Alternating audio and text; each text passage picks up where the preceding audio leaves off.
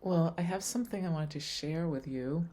I just got some fabric printed up at Spoonflower, and for anyone that doesn't know what Spoonflower is, it's a company that will print your artwork on a piece of fabric. It's very exciting for me because it's been a lifelong dream of mine to print up my own fabric. So now I can just do it by sending it to Spoonflower. It's great.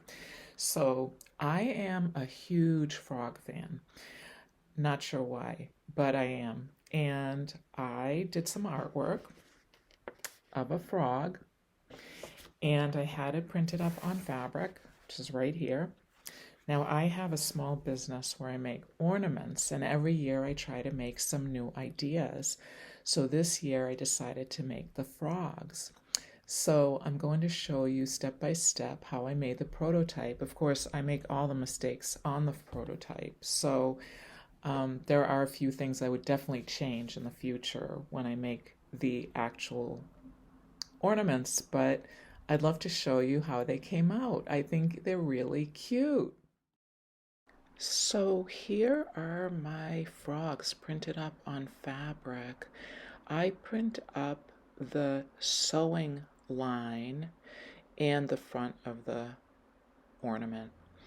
Now I printed up the legs, and what I do is we start with the legs, and I'm putting it on a light box so I can see through, so I can line it up. So I just sewed it and I am cutting it out, and then I'm going to cut a hole in the back so that I can invert it. And then I use a shish kebab skewer that I've been using for years that's nicely burnished, so it doesn't poke through very easily. That's what I like about it. So here I'm inverting it, and then I am going to stuff it. So I'm poking out the corners and getting the stuffing and putting that in. I use scissors that have kind of a blunt point on them for stuffing. I actually use those scissors for everything unless if it's something that's just way too small.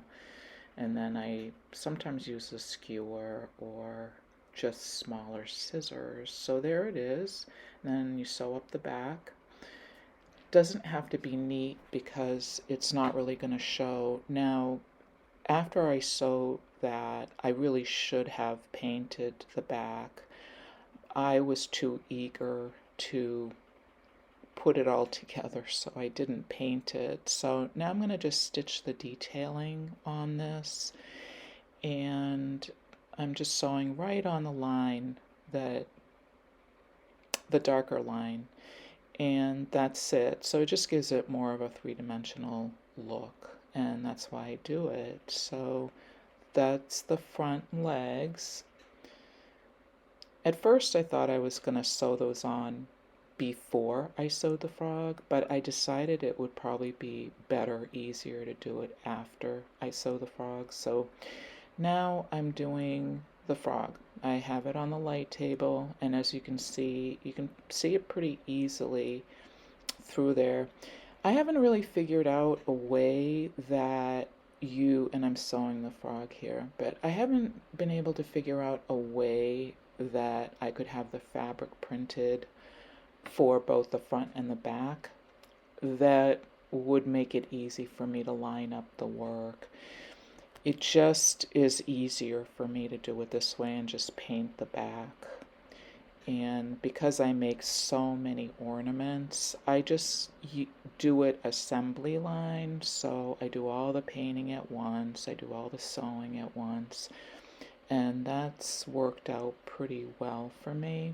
So now I'm cutting out the frog after I've sewn it, and you have to clip the corners, but just be careful not to cut into the sewing. And now what I would change in the future is I cut the slit in the back to invert the frog, but what I really could have done is cut the slit in the front, because that would not show. That's going to get covered up by the front legs. But I was so eager to finish this up and see how it looked, and I just did it the quickest way I could think of. So I'm stuffing the frog, and then I'm going to do the detail stitching on the frog as well, right on the lines. I really love the way the eyes turned out on this. So here it is stuffed, and then I always sew it up. I just think it's better. I've tried gluing a piece of fabric over it, but I don't really like the way it looks. I like it very neat, and because I sell them in stores, they have to look really good. So I'm just doing all of the detail stitching to give it more definition. I really love the way these came out.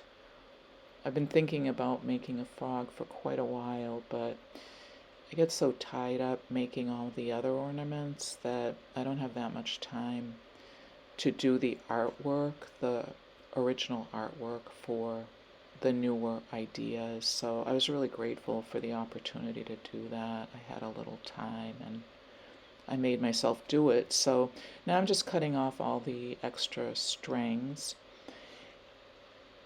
And there he is. He's so cute. So here are the front legs, and I'm just going to sew them on with a sewing machine. Now, if I had done the slit on the front, see, I just cover it up with the legs and it would be fine. So next I'm going to paint the back, and I use fabric paint for that. I did mix this with a little bit of acrylic paint just because I didn't have a yellow fabric paint. So I mixed a little yellow acrylic in with the fabric paint and a little bit of water because it just makes it spread a little, the paint spread a little bit easier. So here I am just painting that, and see the slit in the back.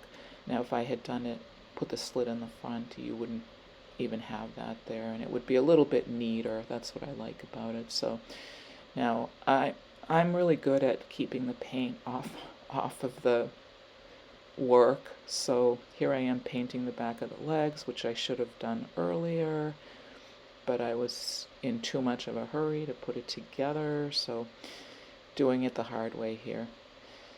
Learn from my mistakes. So there he is. He's so cute. Now, I did have the lips printed on the frog, but they came out a little bit too light for some reason.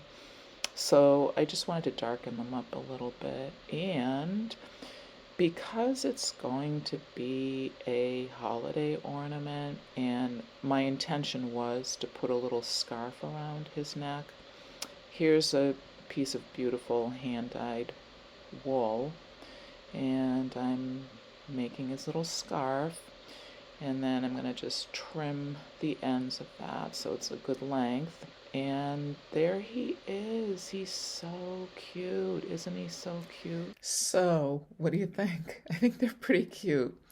Of course, I put a scarf on it because it would be a holiday ornament.